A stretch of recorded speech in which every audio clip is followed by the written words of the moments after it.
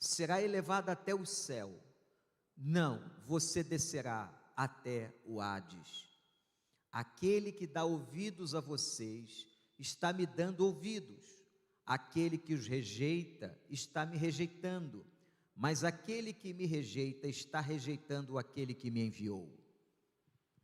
Os 72 voltaram alegres e disseram: Senhor, até os demônios se submetem a nós em teu nome. Ele respondeu: eu vi Satanás caindo do céu como relâmpago.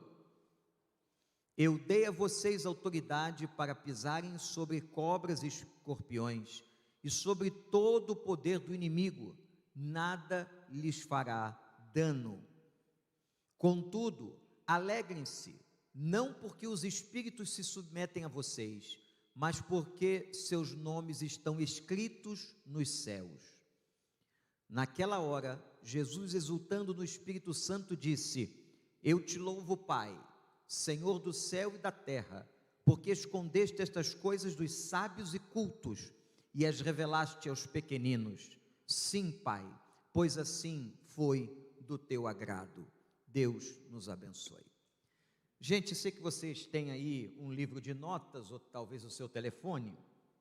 Nós vamos começar fazendo uma introdução. A gente, certamente você já ouviu sobre isso, mas uma definição conceitual sobre vocação missionária. Tanto a palavra vocação, quanto a palavra missão, no latim, tem o seguinte sentido: vocação é um chamado, e missão é a ação de enviar.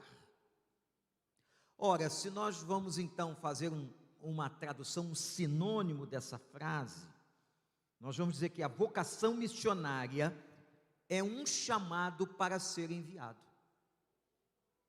A pessoa vocacionada para missões, ela recebeu um chamado para ser enviada. Só que aqui, irmãos, nós temos um problema seríssimo de entendimento teológico. Por quê? As pessoas acreditam, e é isso que nós temos que quebrar no entendimento da igreja e dos crentes. As pessoas acreditam que somente um missionário que está no campo, que está numa aldeia, que está com um ribeirinho, que está em Portugal ou na Arábia Saudita, só essa pessoa é uma pessoa vocacionada. Não, esse conceito está errado, esse conceito não é bíblico. A vocação missionária pertence a toda pessoa convertida. O fato é que Deus vai designar ou vai orientar para onde está dirigindo a sua vida, a vocação que Ele te entregou. Está claro até aqui, gente? Eu quero dividir o texto bíblico em 2 pontos básicos. Nós vamos anotar aqui brevemente, nós vamos ter um PowerPoint que vai sendo passado. O primeiro ponto fala da natureza da missão. Eu vou puxar um pouco para... Posso puxar um pouco para cá? Para não atrapalhar aqui muito a tela. Mas eu vou falar da natureza da missão. Vamos colocar algumas coisas importantes sobre a natureza desse chamamento, dessa missão que Deus entregou a nós. Primeiro, ela é designada, ordenada por Jesus. Isso está logo no versículo 1. O que significa a palavra designar? Designar é nomear uma pessoa para uma função. Importante, gente, presta atenção, você saber quem foi que designou você. Quem foi que chamou você para essa função? Por quê? Quando nós temos a consciência de quem nos chamou, nós temos a perseverança em continuar na nossa tarefa, no ministério que Deus nos confiou. Quando você não sabe de onde veio a voz, ou quando você acha que a voz veio do teu coração, veio da tua cabeça, ou veio até de uma outra pessoa, você desiste, você desanima, você pode desistir. Mas quando, irmãos e irmãs, nós temos a convicção de que quem nos está chamando para a vocação, quem nos está designando é o próprio Senhor, muda completamente de figura. Eu tenho total certeza de que foi Ele, é para Ele e por Ele são todas as coisas. Na hora que eu vou pensar em abandonar, eu vou pensar o seguinte: tá, eu estou desanimado, eu não estou passando um bom momento na minha vida, eu estou passando algumas dificuldades, mas eu sei quem me chamou, aquele que me chamou me sustentará. Guarda isso no teu coração. Então, na natureza dessa missão, quem designou foi o Senhor. Aí você vai dizer assim: mas pastor, pega um pouquinho aí. O texto está dizendo que ele designou, olha isso, outros 72, está na Bíblia. Se ele designou outros 72, é porque ele já tinha designado outras pessoas. Isso é claro no entendimento do texto. Mas quando você vai para Mateus capítulo 28, você vai entender que essa designação de Jesus, esse chamamento missionário e vocacional, é entregue a todo o colegiado apostólico e a toda a igreja. Ide por todo o mundo, pregai o evangelho a toda criatura. Na descida do Espírito Santo, o mesmo chamamento permanece, gente. O mesmo chamamento permanece. Então, o que eu quero dizer aqui para você é sobre a legitimidade da sua vida. Jesus não está falando só para aqueles 72. Ele não está falando para os outros com quem falou antes. Ele não está falando só para os apóstolos, para os 12 que estavam lá no momento em que ele foi assunto aos céus. Não. Ele está falando com todo aquele que é seu filho, com todo aquele que é convertido, com todo aquele que é a igreja de Deus. Então, o chamado que nós recebemos foi designado, foi ordenado pelo próprio Senhor Jesus, e ele é para todos nós. Está claro até aqui? Então, o primeiro ponto da natureza da missão, da vocação missionária, é exatamente o chamamento dele. E lembre uma coisa, anota no coração: se ele chamou, ele vai capacitar você pelo poder do Espírito Santo. Amém? Segunda característica dessa natureza: essa missão envolve todos, como nós acabamos de dizer, não apenas outros 72, não apenas o missionário que está no Peru, na China, no interior de Pernambuco, mas Deus designa que cada um de nós, cada um seja perfume de Cristo, cada um tem uma vocação. Agora, nós temos aqui um plenário, vocês estão aqui, cada um de vocês está chamado numa direção. Um vai estar chamado, e pode estar sendo chamado para ir para o interior de Pernambuco. Uma outra pessoa aqui pode estar sendo chamada para a Coreia, mas uma outra pode estar sendo chamada para trabalhar no centro de Curitiba, numa organização, numa multinacional, numa empresa privada, numa estatal, governamental. Onde Deus colocar você, você tem uma designação de Deus para levar a palavra, para ser um agente missionário do reino de Deus. Esse é o entendimento que nós temos que ter, porque a igreja, por muitos séculos, nós não temos tempo para tratar desse problema histórico aqui. Por muitos séculos se achava que as pessoas vocacionadas eram os pastores, ministros de música ou missionários que a igreja enviava. E aí a igreja passou, gente, décadas, pastor Tiago, décadas, sentada no banco. Quando chegava no domingo, havia uma torcida, eu vou chamar assim, uma torcida para que naquele domingo o pastor pregasse bem. E ele tinha que pregar bem todo domingo, né? Pastor não pode pregar mal domingo.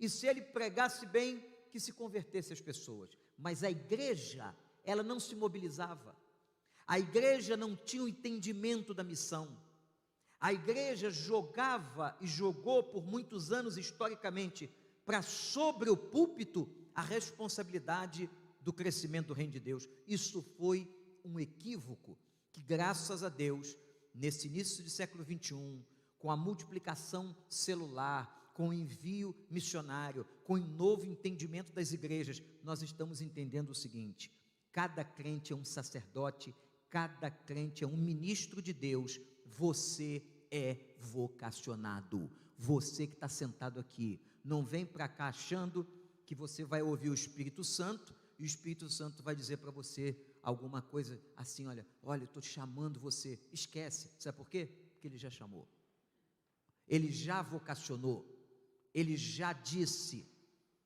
Você só tem que saber qual é a tua direção.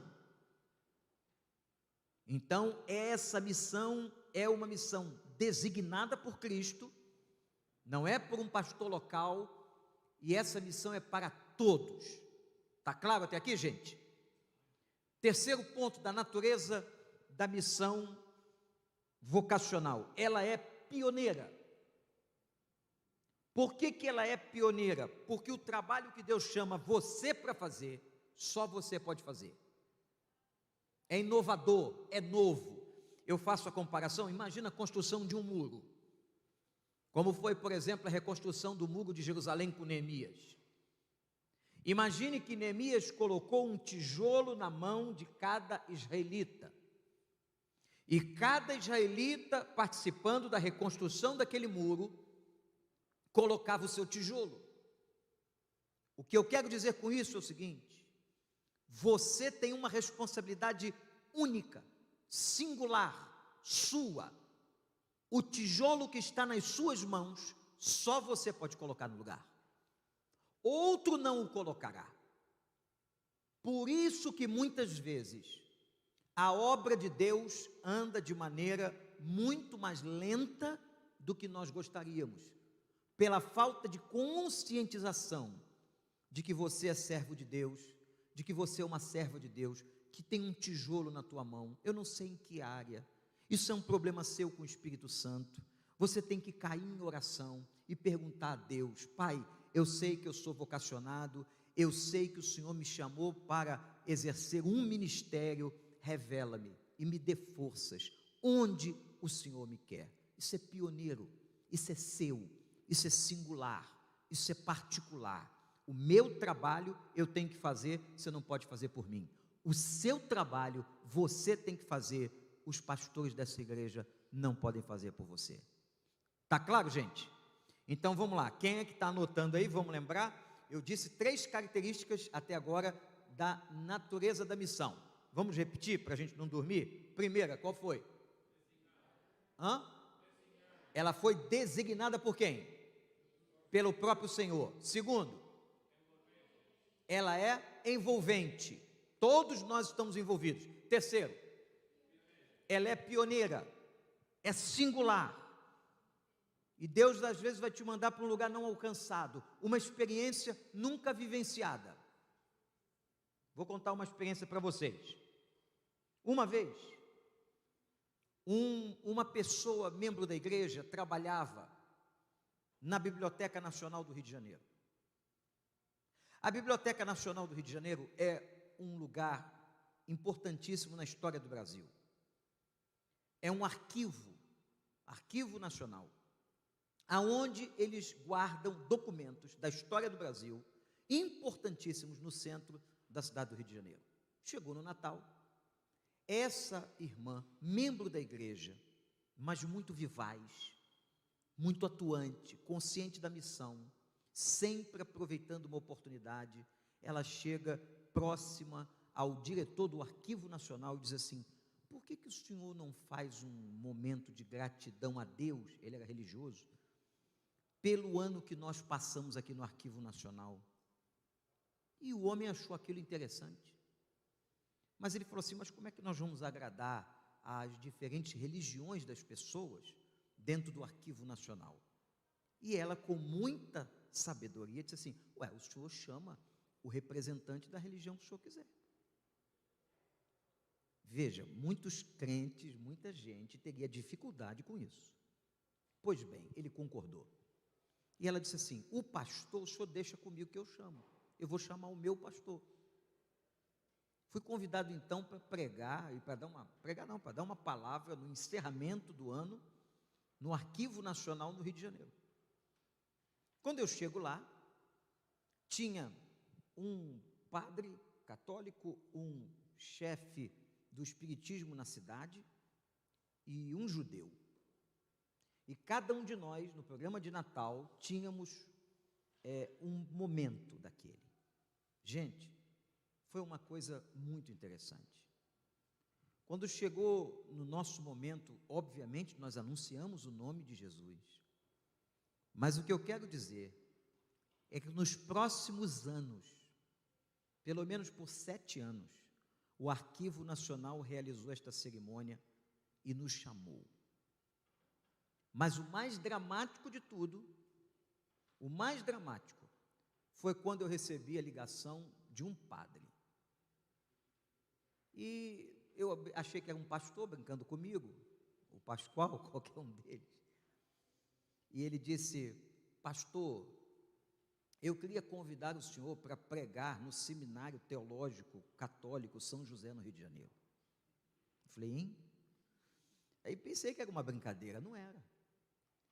Era realmente um padre responsável, e ele disse: eu tenho acompanhado o senhor se lembra do Arquivo Nacional? Ah, me lembrei do Arquivo Nacional. E nós temos uma semana teológica dentro do seminário. O Seminário São José, no Rio, é o maior seminário católico do Brasil. O senhor poderia? Eu pensei uns 30 segundos, falei: vou. Mas o problema é que nós já temos a mensagem. O senhor vai pregar, me deram um texto. Nesse texto aqui, os que são nascidos de Deus são os filhos de Deus. Eu falei: não estou entendendo nada. Mas eu fui. Quando eu chego no Seminário São José, fruto do trabalho do Arquivo Nacional, fruto de uma mulher que sentiu claramente a consciência da sua missão e fez um papel muito simples. Gente, eu fiquei perplexo. Aquele seminário imenso, aquele bando de padres e seminaristas e professores de teologia católica. Falei: Senhor, eu não sei se eu sair daqui vivo ou morto, mas eu vou fazer o negócio, né? Por causa das diferenças teológicas. Pois bem, muita reverência, muita educação, me deixaram expor todo o tempo. E quando terminou, o reitor do seminário católico assumiu a palavra e ele foi me dar um elogio, do jeito dele. Eu entendi. Ele olhou e disse assim: meus irmãos, viram esta preleção? Este homem pregou como um padre. Ele estava me elogiando. Mas vejam aonde a coisa foi. Porque uma mulher entendeu o que ela tinha que fazer. E a gente vai entrando nas brechas e nas oportunidades. É pioneiro. Deus faz coisas que você não imagina. Foi Ele que chamou, envolve todos nós. Amém? Quarta característica é que é cooperativa essa missão. Vão de 2 em 2, isto é, todo mundo comprometido. Jesus também, em outros momentos, e no Novo Testamento, lá em Atos, nós encontramos experiências missionárias em que eram enviados grupos e enviados pelo menos 2 pessoas. É envolvente, é de parceria. Quinto, outro aspecto da natureza, da missão que o Senhor entrega em Lucas capítulo 10, é universal. Em que sentido? Jesus disse assim: vocês vão em todas as cidades, está no texto, todas as cidades que eu chegarei, onde eu estarei, todas, Não havia discriminação, se era norte, se era sul, agora todas as cidades, não há discriminação. O reino de Deus tem que ser espalhado de forma, meus irmãos, abrangente, o chamado que Deus tem para você. Por isso que o nosso Deus, Ele é muito criativo, Ele às vezes vai levar você a lugares que você não imagina, pode ser dentro da sua cidade ou fora da sua cidade. Ouça o vento. Essa é uma frase de um livro de Bill Hybels, muito interessante, sobre o sussurro de Deus. Ouvir o sussurro de Deus, estar atento ao Espírito Santo, para que Ele sopre em nós, mostre para nós onde Ele quer, o que Ele quer, da maneira que Ele quer. Esteja você sensível à voz do Espírito Santo, porque é universal. Deus pode tirar você daqui e te mandar para um outro país, para uma outra cidade, para um outro lugar, ou às vezes dentro de um outro departamento, na própria empresa que você trabalha. Vamos lá? Sexto, a natureza dessa missão, verso 2, é árdua. Por que é árdua? Porque ele disse, a seara é grande e os trabalhadores são poucos. Quem foi que disse para vocês? Olhem bem para mim, guardem isso, que nós somos a maioria. Quem é que está inventando isso aí? Nós não somos a maioria, não seremos a maioria, a nossa porta é estreita. Cuidado com essas falácias do meio evangélico. É árduo, e vocês têm a prova disso dentro da própria igreja, que o trabalho é imenso e está sempre faltando gente para trabalhar. Os ministérios todos da igreja, as áreas todas da igreja, está sempre faltando. E quem disse isso para nós foi o próprio Senhor Jesus. A seara, o lugar da colheita, é muito grande, mas tem muito pouca gente trabalhando. Mas Ele nos ensina uma direção. Cada líder, eu não sei quem está aqui que é líder ministerial ou de alguma área da igreja, tem um segredo aqui. Roguem, orem, para que Deus mande trabalhadores.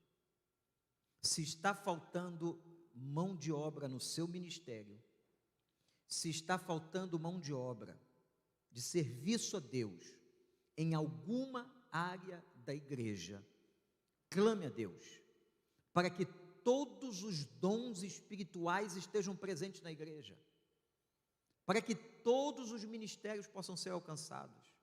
Mas a gente sabe que isso é árduo, os trabalhadores são poucos para a necessidade, para o tamanho da obra de Deus.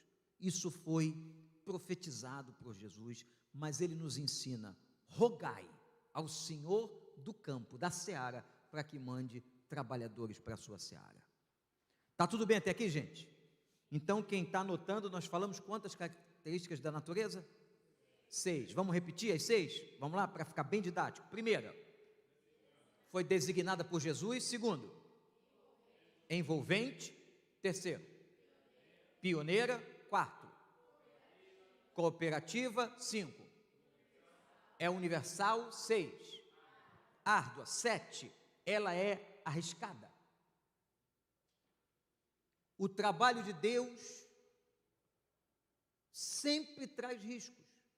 Eu vou enviar vocês como ovelhas no meio de lobos. Gente, não é fácil. Fazer a obra de Deus não é fácil. Eu não sei qual é a espécie de problema que você enfrenta para realizar a obra de Deus, mas uma coisa eu sei, não é fácil não. É uma luta.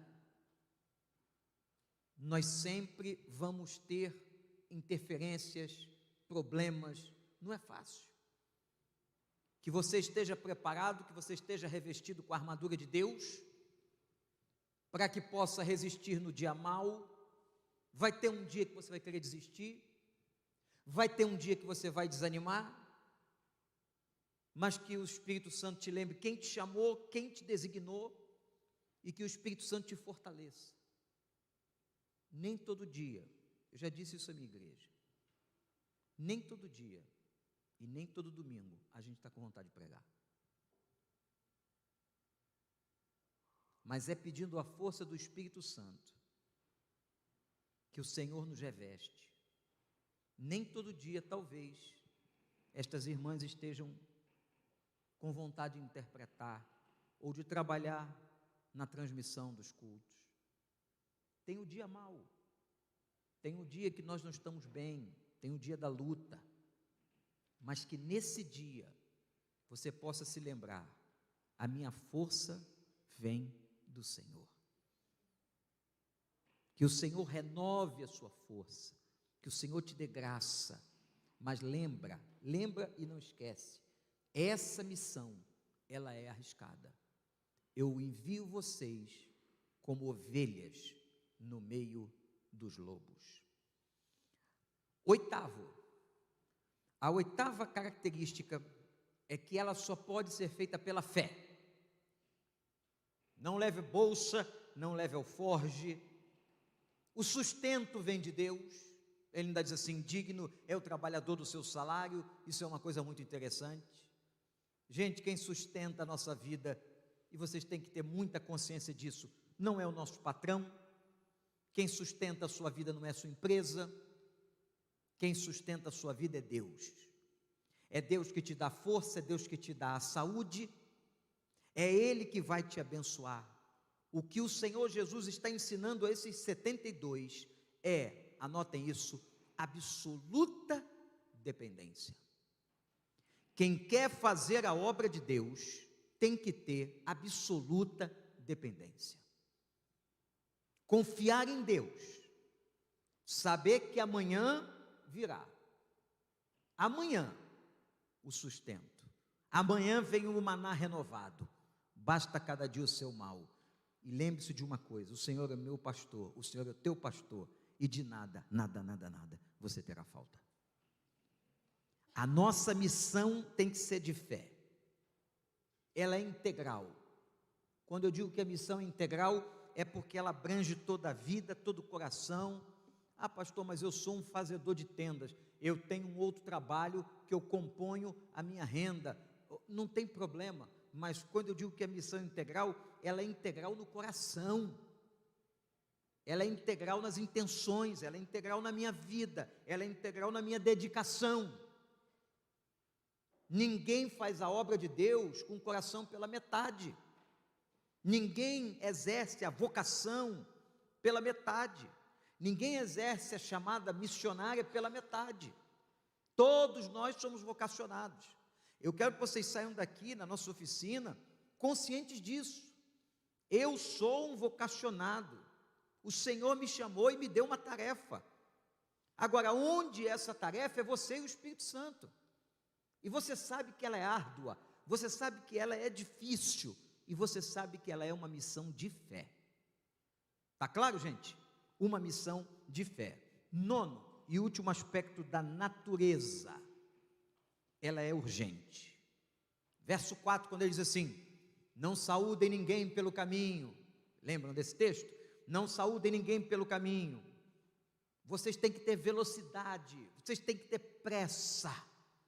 Tem muita gente indo para o inferno, tem muita gente precisando deste evangelho, tem muita gente precisando desta palavra. Vamos ter celeridade, velocidade na proclamação do reino de Deus. Segunda parte e última, divido nossa palavra nessas duas partes. Primeiro, a natureza. Segundo, qual é o programa da missão? A natureza fala das características. O programa fala do que eu vou fazer. Qual é o meu programa? Qual é o script? Primeira característica do meu programa, versículo 5, é levar paz.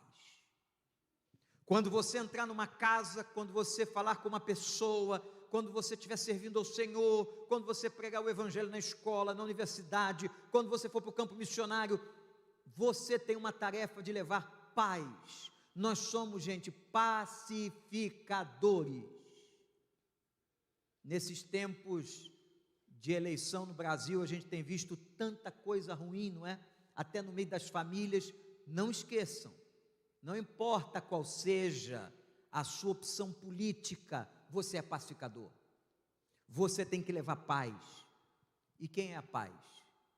Eu vos deixo a minha paz vos dou. Não vou lá dou como o mundo a dá. A nossa paz é Jesus. Quem leva Jesus, leva paz.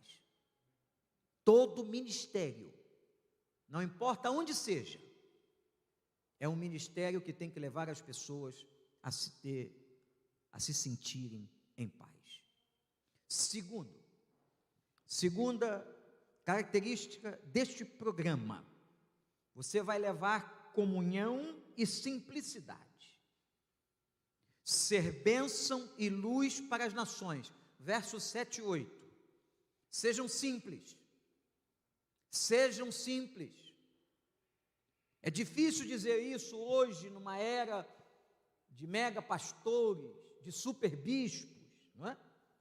Nós somos servos. Aquilo que te colocarem para comer na casa onde você entrar, que você coma com alegria. É isso que a Bíblia diz. Simplicidade. Vamos pensar nisso. O sustento Deus dará. Deus, preste atenção nisso, irmãos, nunca nos prometeu o supérfluo, mas Ele garantiu o essencial. Não vai te faltar nada. Não vai te faltar, mas tratem sempre com a simplicidade, levem comunhão, levem paz, levem unidade, e sejam simples nas casas que vocês entrarem, as casas aqui podem ser interpretadas também como a empresa, o lugar, a cidade, a habitação, a moradia, leve paz, seja simples. Terceiro, verso 9, aqui é forte, muito forte. Leve cura, ministre cura. Irmãos, uma autoridade está sobre nós. Esse é um texto difícil. O único dom no Novo Testamento que está no plural é o dom de curar. O que nos leva a entender que há tipos de dons de cura. E o dom da cura é um dom que depende basicamente da soberania de Deus. Agora, irmãos, nos foi dado uma ordem. Eu não sei de que maneira. Eu não sei se é através da sua oração, da sua palavra, do seu trabalho.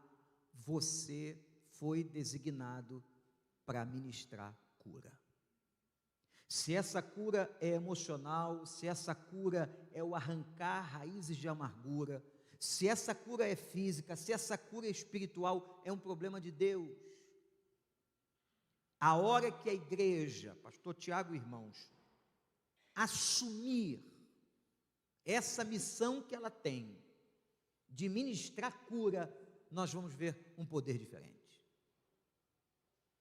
Porque os homens do Novo Testamento não eram melhores do que nós. A Bíblia diz até que Elias era um homem sujeito às mesmas paixões, falando do profeta. Há uma designação, ministrem cura.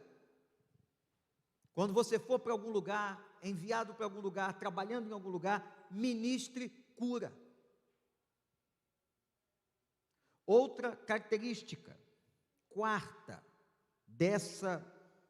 do programa dessa missão, é que você anuncia o reino de Deus. Verso 9. O reino inaugurado em Cristo. Gente, nós não estamos aqui para pregar filosofia, psicologia, ciências, isso se faz na universidade, isso se faz em outros lugares. O trabalho do servo de Deus, do chamado de Deus, do profeta de Deus, da mulher de Deus, do homem de Deus, é anunciar o reino de Deus. O resto é detalhe. Não que você não possa demonstrar conhecimento científico, psicológico, filosófico, sociológico, não estou dizendo isso, mas a essência da pregação, a essência da tua mensagem, que seja sempre o reino de Deus. Amém, gente? Outra característica desta missão, do programa dessa missão, ela proclama juízo, versos 10 a 16. A nossa missão, a nossa proclamação é também uma proclamação de juízo. O que isso significa? Aquele que não aceita, pode não aceitar, mas haverá consequências em todas as escolhas da vida. Sacode as poeiras, ou a poeira dos pés. Essa prática de sacudir a poeira dos pés era muito conhecida dos judeus, quando eles chegavam do exterior, tinham saído do país e voltavam.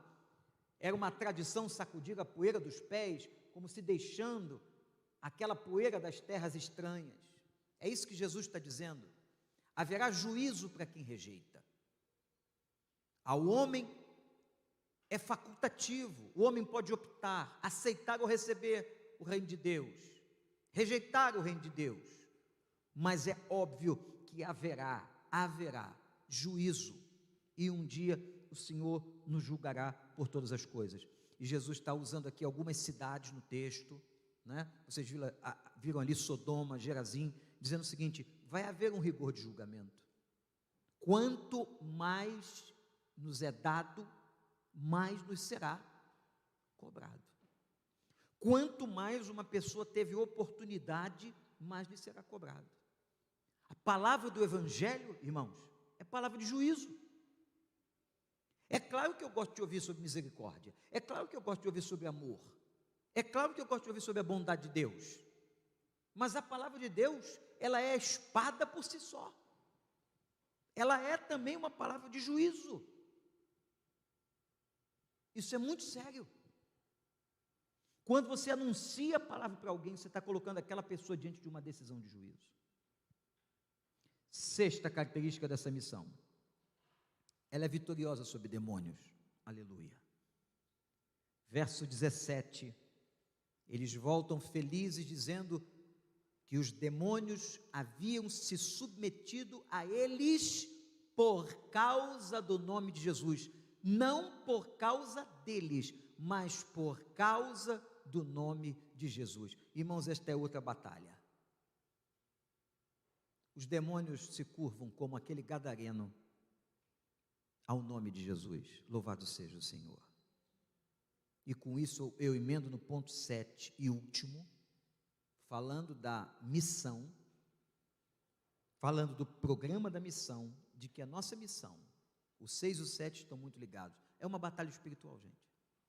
É uma batalha espiritual a vocação missionária. Seja onde você estiver.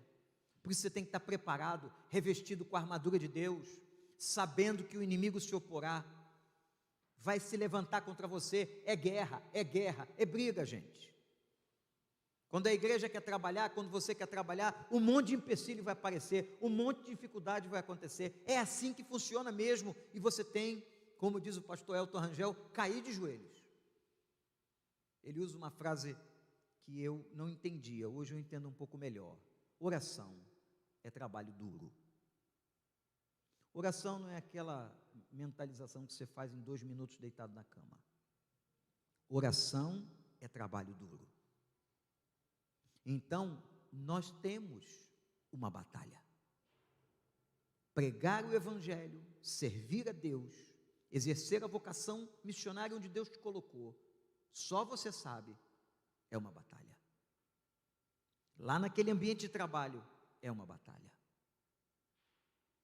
Eu me lembro do Rubens, que trabalhava comigo há muitos anos atrás, na área de informática, e eu era seminarista, e ele sempre fazendo uma série de observações jocosas. Ele era meu chefe, e provocava, e debochava, e chamava o pastor de ladrão, aquelas coisas que vocês já conhecem.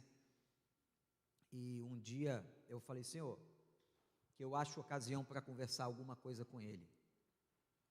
E num dia que ele estava lá, eu tinha levado para o trabalho, dentro de uma pasta, um orçamento da igreja. E eu preguei com o orçamento da igreja. A gente normalmente prega com a Bíblia, né?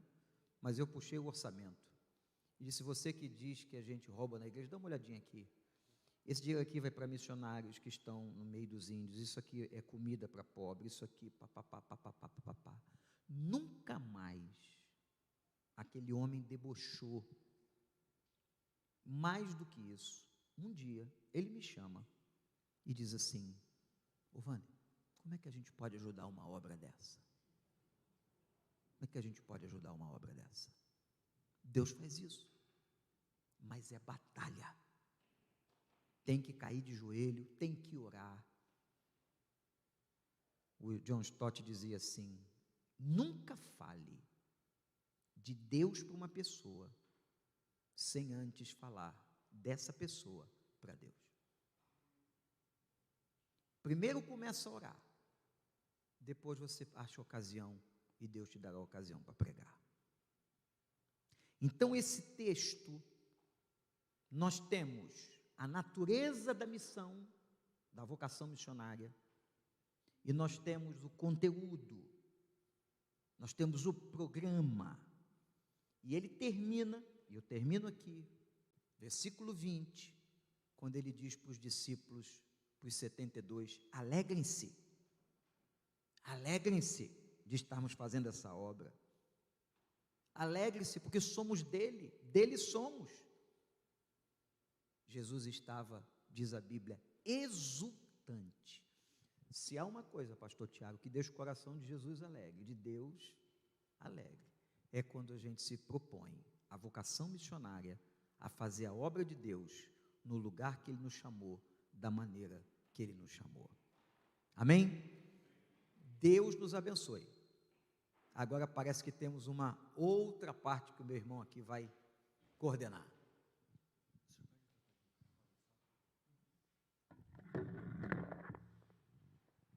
Pessoal, a gente vai passar agora para um período de perguntas. A gente tem 15 minutos destinados para as perguntas. Se você está acompanhando pelas nossas redes digitais, você pode fazer as perguntas pelo chat e a gente vai lê-las daqui.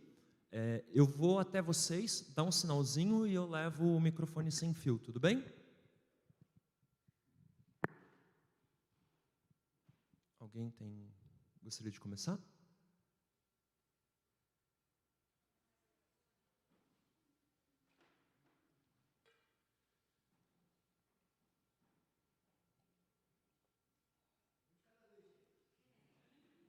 É sempre aquela dúvida, se deu para entender tudo ou se ninguém entendeu nada, né? Então...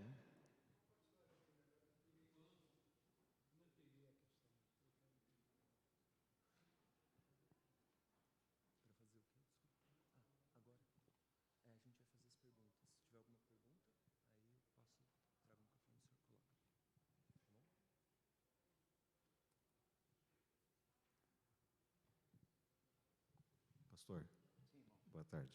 Boa tarde. Meu nome é Eduardo, estou aqui com minha esposa, meu enteado.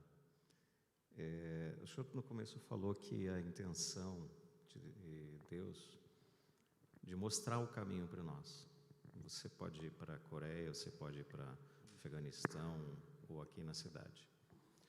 No nosso caso, nós temos esse chamado, essa vontade, mas eu vejo também que, só que nós temos uma intenção direcionada para um país da Europa, daqui a 3 anos, mais ou menos. Entendo isso como um chamado também, porque a vontade missionária já me possui, vamos colocar dessa maneira, há algum tempo. Mas como ter certeza se realmente ali, onde nós queremos ir, é esse local? Como ter essa... Por quê, né? Ela está perguntando. Porque nós temos essa possibilidade de, daqui a 3 anos, né? Porque nós temos uma outra pessoa, ela tem uma filha lá, especificamente a Itália, do lado da Croácia, última cidade da Itália. Né? A dúvida é, como não confundir o meu coração? Porque a minha filha está lá faz 5 anos, ela foi aos 20 anos, é cidadã de lá, né? E eu tenho essa vontade, mas também tenho vontade de servir. Mas eu oro a Deus para que o meu coração não se confunda. Qual é a vontade de Deus? Né? Mas é porque eu quero que a vontade dele prevaleça e não a minha. Só que eu tenho uma pessoa que eu amo lá e eu não quero confundir. Então, eu tenho pedido direção a Deus para que Ele me dê um sinal. Ele deu alguns sinais, mas não é que eu não confio em Deus, eu não confio em mim. Né? A gente é fraco, né? E acaba ficando com medo de confundir. Perfeito. Eu não sei como é que vocês tratam a vontade de Deus, é um assunto subjetivo difícil. Você tem a vontade específica, que é revelada para todos nós, você tem uma vontade subjetiva, que é aquela vontade para o indivíduo, uma coisa pessoal do espírito. A única maneira de se descobrir é com muita intimidade, com muita oração para descobrir o coração do Pai. E os irmãos usaram uma palavra que para mim é um norte importante, que é a palavra sinal. Eu comparo a vontade de Deus, muitas vezes, ao farol de um carro. Deus nunca na Bíblia mostrou a obra toda. Ele vai processualmente revelando. Como disse para Abraão, sai da terra da tua parentela, mas eu vou para onde? Depois eu te mostro.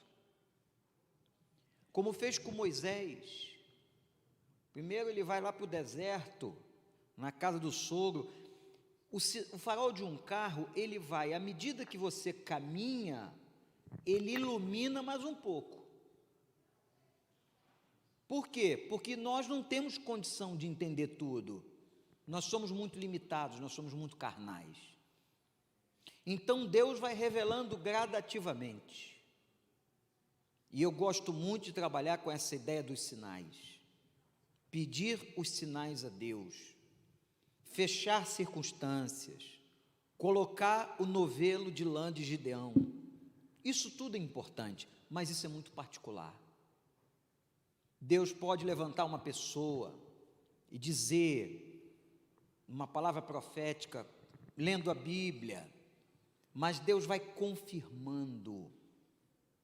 Tudo que é de Deus, Ele vai confirmando, para não nos deixar dúvidas. O que nós precisamos? Sintonia fina. É estar com o Wi-Fi muito bem colocado, o sinal do Wi-Fi bem posto, para que a gente não ouça. A irmã não pode ouvir, nenhum de nós pode ouvir a voz do coração humano, porque a irmã tem uma filha, no caso lá, então é muito fácil ouvir a voz do coração, e com a gente, de um modo geral, é muito fácil ouvir a voz do coração, mas estando em sintonia, e isso depende muita oração, dedicação, comunhão, o Espírito vai revelar, o farol do carro vai iluminando, Deus vai dando os sinais. Ore ao contrário. Eu gosto de orar ao contrário. Não é para ser fecha a porta. Não é só abrir a porta, fecha também. E Deus vai fazer. Então, que o Senhor dirija vocês nessa sintonia fina com o Espírito Santo. Ele me deu um texto há um tempo atrás que me mexeu bastante comigo e com meu marido também. A dúvida e as orações continuavam, né? E o maior problema nosso era financeiro. Mas hoje a gente tem condição de ir. E ele me deu esse texto aqui. Ouça o que o meu espírito diz. E eu clamava a ele em oração. Eu clamo muito no chuveiro. Ouça o que o meu espírito diz, porque clamas a mim. Marche, porque eu tenho cuidado de ti e serei contigo nessa peleja. Eu sou poderoso e pelejarei por ti. Sou eu Deus de perto e também de longe. Tenho eu colocado em tuas mãos todas as ferramentas. Somente use e creia, porque eu estou agindo. Farei um reboliço sobre a tua vida. Colocarei a ti em lugares altos, exaltarei a tua vida e mostrarei o quanto eu tenho zelado de tua vida, da tua casa e da tua família. Ele me deu esse texto e eu até guardei aqui, porque quando eu estou meio desanimada, eu leio ele e me animo. Então, alguns outros sinais também ele já me deu, né? Teve uma ocasião que eu faço parte do louvor da CIB. Estou vindo para cá, né? Só falta pedir a carta. E eu estava esperando o momento de voltar a cantar e uma das meninas falando sobre missões. E eu ouvi no meu interior, que não era eu pensando, a palavra prepare-se. E não foi eu que pensei, foi o Espírito Santo que falou comigo. Então, partiu daí, né? Eu já tinha vontade e aí começou a crescer missões no meu coração. Amém. E o Senhor que falou, Ele confirmará até o dia que Ele quiser levar, no tempo dEle, na hora dEle, né, no kairós dEle, para que vocês possam realizar aquilo que foi prometido. Deus confirma. Nosso Deus não é Deus de confusão e não é na dúvida. O nosso Deus, Ele dá com clareza. Vamos pedir com clareza. Que Deus dê discernimento. Pastor Wander, boa tarde mais uma vez. Antes de chegarmos à membresia dessa igreja, passamos por algumas igrejas, mas aqui no Paraná nós ouvíamos dizer uma expressão que até nos incomodava, dizendo que a primeira igreja era um esconderijo de crente, devido ao seu tamanho. Porém, aqui chegamos, percebemos que não é bem assim, que a primeira igreja dá muitas oportunidades, como essa que está acontecendo nesse congresso missionário. Então, a minha pergunta é a seguinte: como colocou, vocação missionária pertence a todos os convertidos, e o irmão depois enumerou algumas naturezas da missão. Mas eu queria que o irmão pudesse dar uma ênfase um pouco maior nessa questão da vocação missionária pertence a todos os cristãos. Sim, porque a ideia que eu estou apresentando é de um chamamento a cada crente. Ide por todo mundo e pregai o Evangelho. Todos somos sacerdotes, não há mais um sacerdote. Todos somos vocacionados, todos recebemos dons do Espírito Santo. A gente só tem que saber aonde cada um vai ser escalado. Todo mundo está chamado para jogar. Agora, eu estou escalado em que posição? Em que área? E o irmão começou falando alguma coisa em relação a esse estigma que há, não é só da primeira igreja de Curitiba, toda igreja grande tem esse estigma. Pessoas dizem, eu não vou para lá porque lá tem muita gente para trabalhar. É a maior falácia demoníaca, que quanto maior a igreja, mais necessidade de gente, de obreiros. E outra coisa, irmãos, Deus tem os seus caminhos. Deus usa a igreja com 20 mil, mas Ele usa a igreja com 20 pessoas, com 15, com 50, mas todas elas têm um propósito, têm um encaixe, têm uma realidade. Deus vai levar você para onde Ele acha que você se enquadra melhor. Eu creio, por exemplo, que a escolha de uma igreja não é só uma escolha pessoal, ela passa pela vontade de Deus, pelo desígnio de Deus. Deus dizendo assim, eu acho que pela tua personalidade, pelas tuas características, você será melhor aqui do que ali.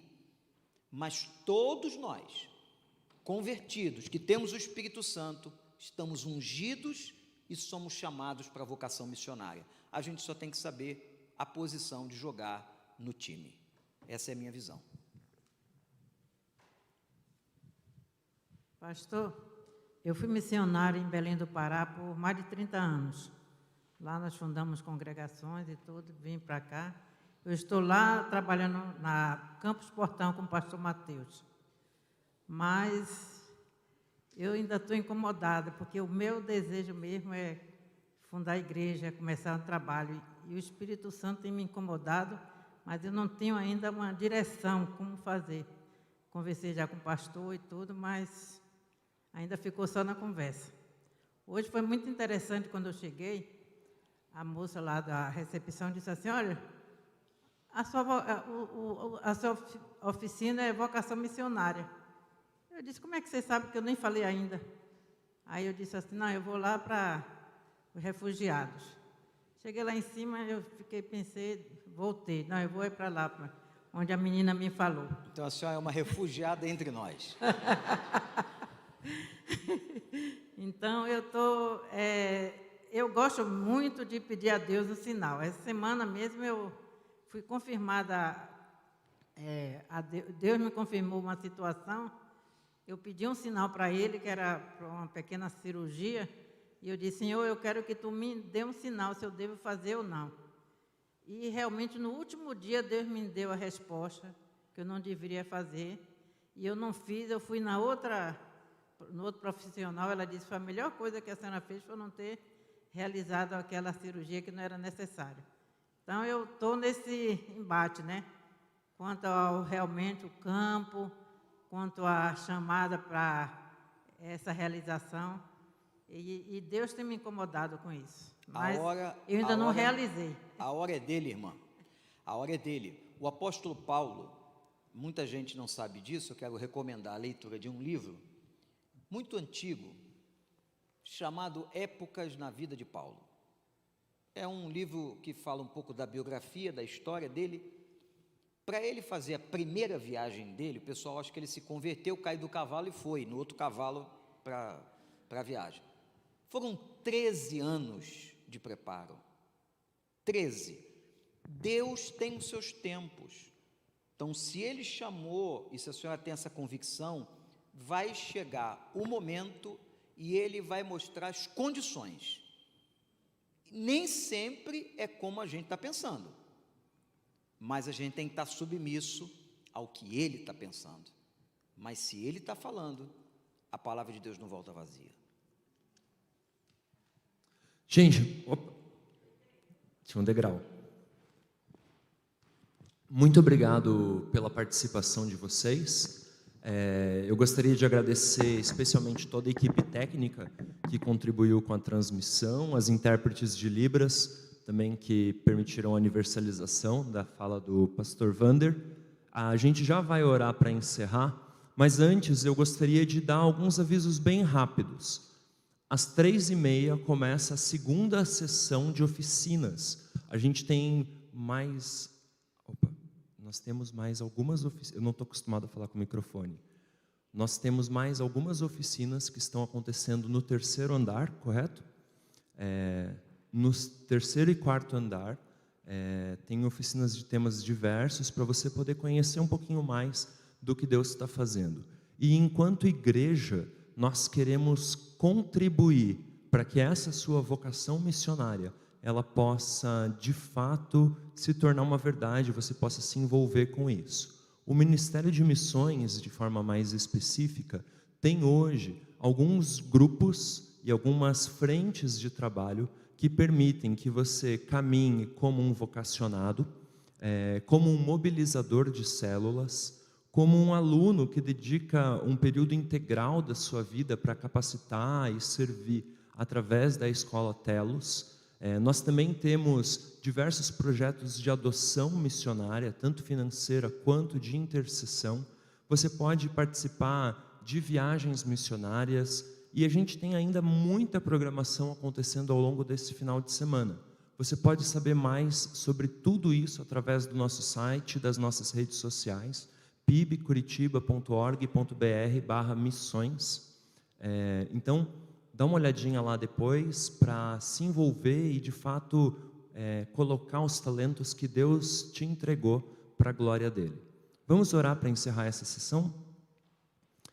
Senhor Jesus, muito obrigado pela vida do pastor Vander e pela oportunidade de sermos relembrados de que o Senhor que nos chamou é o mesmo que nos capacita para te glorificar e fazer o Senhor ser conhecido aonde o Senhor nos coloca e por onde o Senhor nos faz caminhar.